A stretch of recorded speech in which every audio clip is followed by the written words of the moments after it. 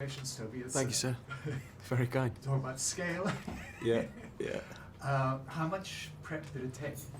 It took a month of prep, and then we shot it for 3 months. So it was a great deal of time. But actually, we had the 3 months before we started shooting the chariot scene to practice. So I guess we got 4 months of preparation to really get that system locked in, the way we have the horses personalities we chose. To have all that together was a great long period. How dangerous is what you guys were doing to be on screen? About as dangerous as driving a motorbike with your eyes closed, pretty much. It's ridiculously dangerous, but Hollywood dangerous in the sense that, you know, there's kind of a lot of safety. But we were taught at the beginning, they put a brake in there, and they're disc brakes, which of course aren't technically Roman specifications. But we put a disc brake in there to give us a real stop, because you stopping means the horses will feel that as well as your pull. However, on sand and sawdust at a certain speed, if you slam on the brakes and they lock, you begin to bounce. It's a very weird thing, but you actually bounce in the air because you have a pole coming out the front of your chariot. So once that pole sticks in the ground, you tend to tumble forward and kill yourself. There's about 2 outcomes from that. So yeah, it's dangerous, but we were taught very carefully, very slowly, and there was lots of safety going on. No wires? No wires. What would a wire do for us? Like pull us out just before the crash? Yeah, we had that. No, actually, we were locked in sometimes. We had to lock ourselves into the chariot. I was like, this feels a bit heavy-handed. You're locked in now, that's you done for the rest of the day. So yeah. Now you and Jack, I guess you must have become friends at some point. We did, yeah. Yeah. We did right from the start, actually. We became very close. We share a similar sense of humor. Yeah, I really, really enjoy hanging out with Jack. I enjoyed hanging out with him after work, and you know, on the small Sunday, the day off we had. You know, he has a family, so you know, it was lovely to be around him and his family, and yeah, he's someone I could trust on set. It was nice. Had you seen the original movie before you signed on? I had. In fact, I called my mother and said, you know, we're remaking Ben-Hur. And she's like, oh, why? Oh, why are you doing that? I said, Mom, come on. I remember it on Easter Sundays. I remember it being endless. A never-ending story was shorter than Ben-Hur. You know, isn't that ironic? How can they do that? Never-ending story? There's no trademark in that. So I remember a very long film on Easter Sundays, and my mum being, oh, Charlton Heston's so handsome, and all that kind of business.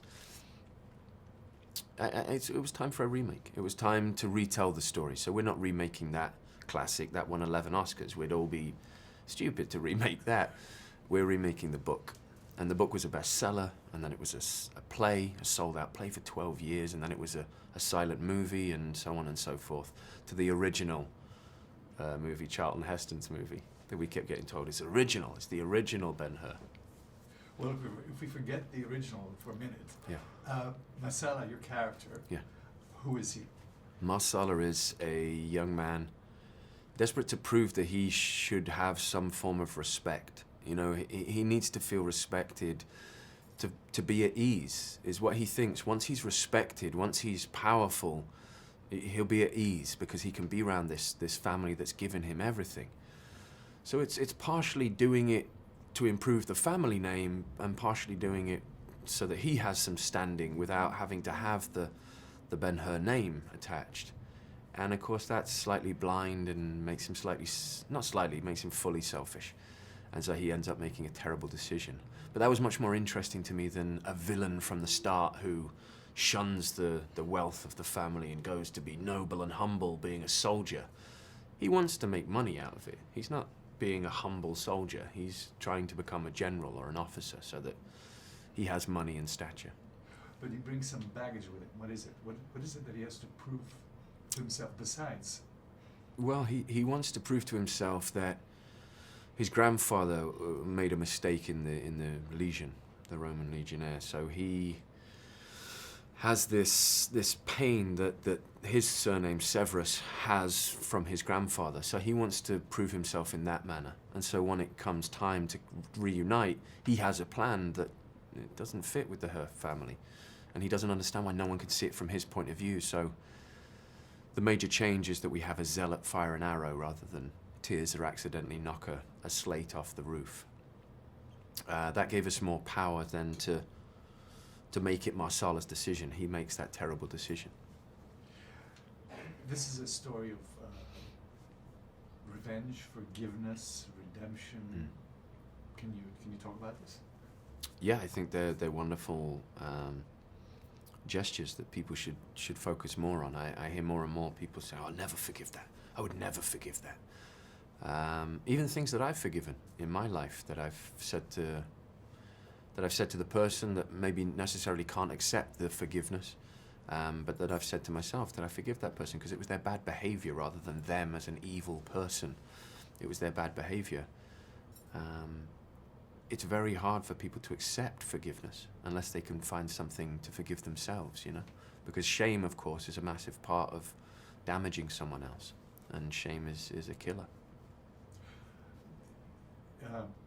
Roman Empire, the Romans were empire builders and rather corrupt, and we live in a similar era, do we not? We do, yeah. I think we will continue to, and it will have been further back than even the Roman Empire, to empires before and for. And I think that's the deal with the empire, isn't it? It's that there is something for them and them alone, and you either join or you're against.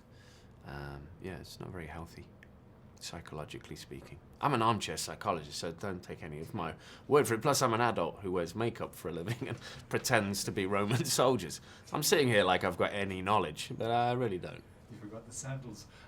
I don't wear sandals. No. Just on my day off.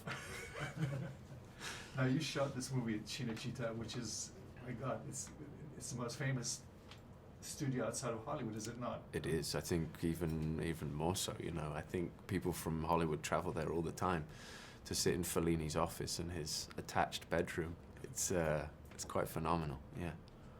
Incredible place, and they were so welcoming, and I know they have some financial issue, which is a desperate shame.